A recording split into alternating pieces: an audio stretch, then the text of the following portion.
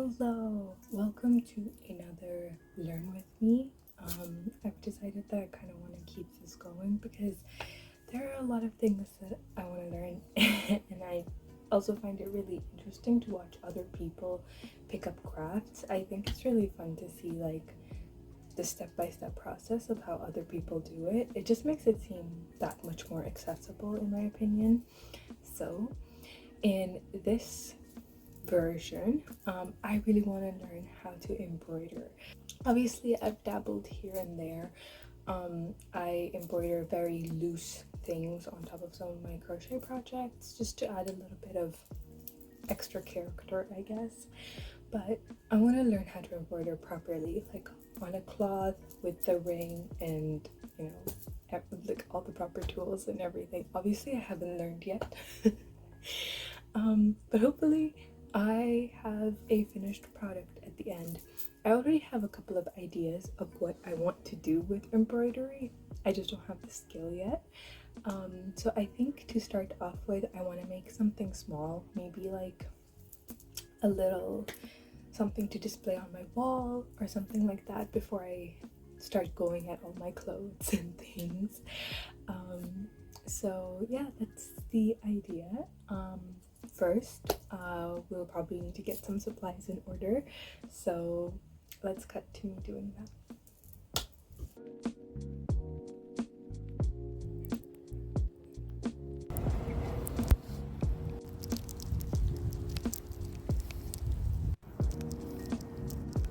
Okay, I'm back from getting supplies. Also got myself some boba, obviously very mandatory part of a supply run. I found at first I was gonna get bed sheets because, you know, they're so big and they come pretty cheap at the thrift store, but I found this perfect canvas material in the crafts section of the thrift store, and I like literally it would be perfect for needlework. So I got that. It was only $4 and there is quite a lot in here. Love that. Obviously I got a bit sidetracked. I had to look at all the knickknacks. I had to look at all the other things as well. So I got some more yarn in different colors because they have these like little packs, and they have some pinks and blues and yellows, which I don't, you can't see my room, but that's literally these colors. So I thought that would also be really fitting. And then I got this little box because it's so cute. Look at it, it's a little box. It's metal and it's shaped like a little house, and I just put these in here because I thought they would like jostle around in my bag, but I got a whole bunch of buttons. Is this not the most exciting thing? There are so many different types of buttons in here in all shapes and colors and sizes, and I could make so many things. Already looking at them, I was like, I can put this one over here and I can make this project and use this one for that. So obviously I had to get it, and it was $4. Just a lovely little button bag. Also got some yarn because it was $1. I was like, of course I will. It's this really pretty baby pink color, and I've never worked with this type of yarn before. Let me zoom in.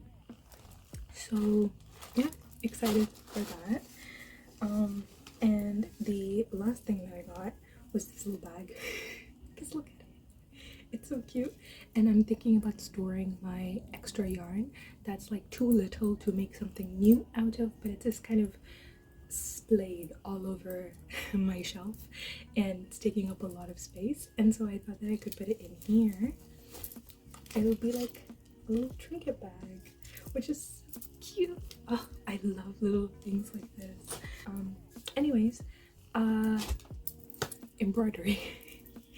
I love buying supplies as much as I love doing the actual craft. So all parts of the craft are enjoyable to me personally, but let me show you what I already have and where we are starting off with. So I already had this, which is a little packet of yarn that I got from Michael's, and it's by Loops and Threads, and it's just got a bunch of really beautiful colors, very autumn colored themed, and that's kind of something like I want to make something autumn inspired, so I thought that would be really cute. Also, these colors just called to me. And I also have a little hoop. I think I got a big one, like I got a medium sized one, but maybe I should have gotten a smaller one. But that's okay. We have a hoop.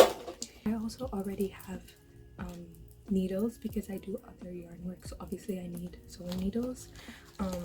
So I already have a little packet of tapestry needles, which is perfect in all different sizes.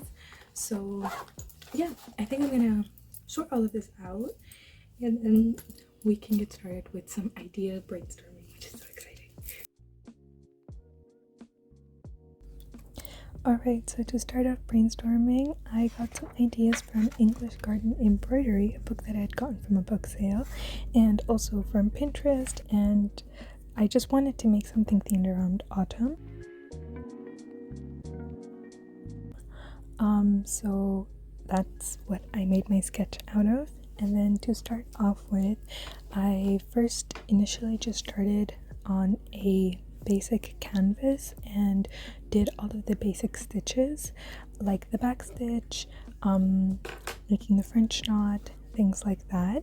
So here I'm just cutting out the canvas to size, and I'd never worked with this kind of fabric before, so you'll see later on I have a little bit of trouble with it, but it is a learning process, so I know for later on what I can do and what I should probably change, things like that.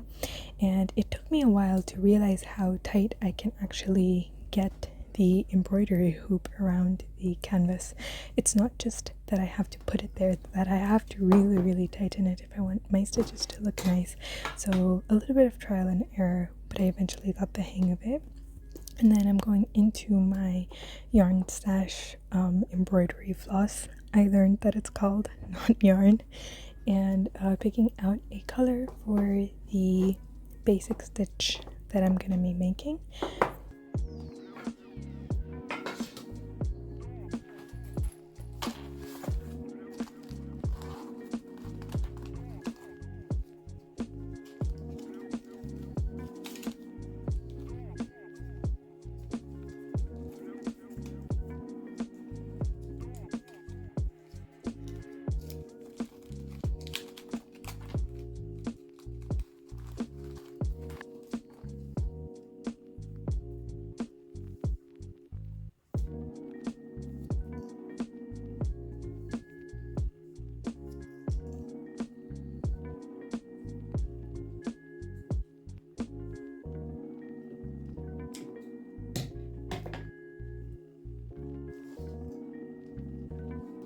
I also learned through the different videos that I'd watched that to get a thinner, more detailed embroidery, you can split the thread, especially if your thread is a little bit thicker.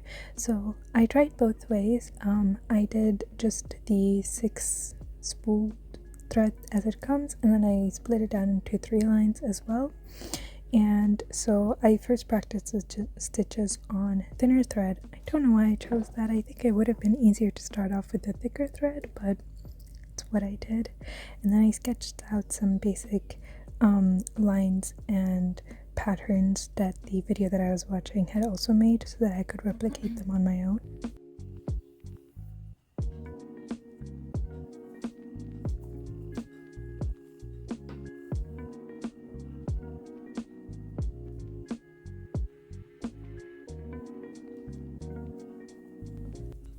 And yeah, as you can see here, I would repeatedly poke the needle through the back and end up in a totally different end of the canvas that I wanted. So it took a while to get the hang of where I'm supposed to be positioning my angle on the back side so that it actually pops through on the correct angle that I wanted to. Eventually I did stop making mistakes, but every now and again I would just pop it and it would just end up on a completely different side.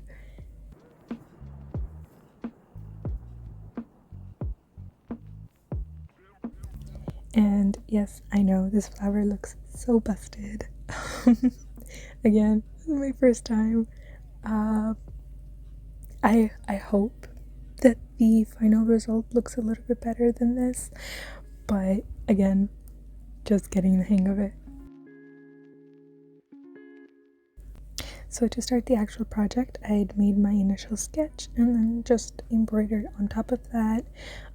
I didn't use one specific reference, just kind of everything that I had seen online and in my book I put together and then made something really basic because I didn't want it to be too complicated, but then I also didn't want it to be completely empty. So then I started adding French knots to add like little dots all over the empty side of the canvas, which I much preferred than just the plain nothing on the left side. And I love cherries, so I added a little cherry on the top.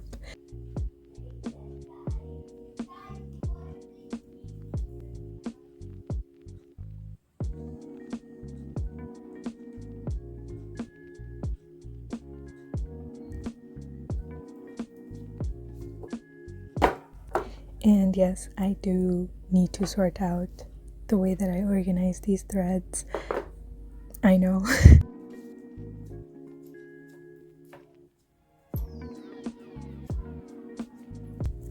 So when I took it out of the hoop, I was like, what should I do with the edges?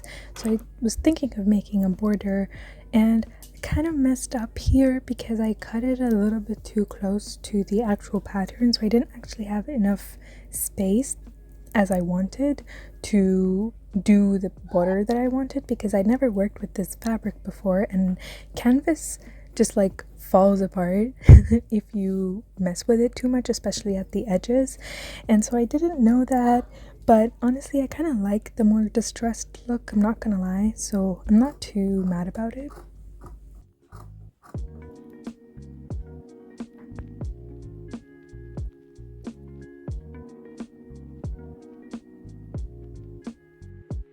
Alright, so to conclude what went well and what didn't, and what I would change in the future.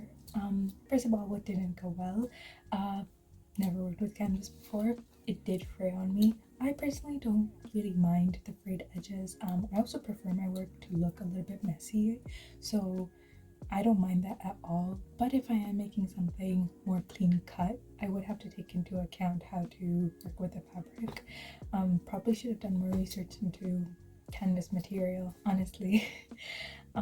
Also, another thing, I didn't expect the little holes that you put your needle through in canvas to be so noticeable. So it really does matter, like the detail of where you put your needle in, because it's going to change the shape of your final outcome. Again, I personally don't mind it for this project, but like for example, I want to make a design on a tote bag and it's a very specific design. I would have to take into account that, you know, to make it come out the way that I want, I should probably follow the lines that I've drawn on, because sometimes I didn't in this project. Another thing is definitely planning. I don't really like to plan, but I probably should have taken into account what colors I have and what I wanted to make and all of that. But honestly, I'm really happy with the colors, so I'm not really that upset about that. I'm not upset about anything with this project, honestly, just learning.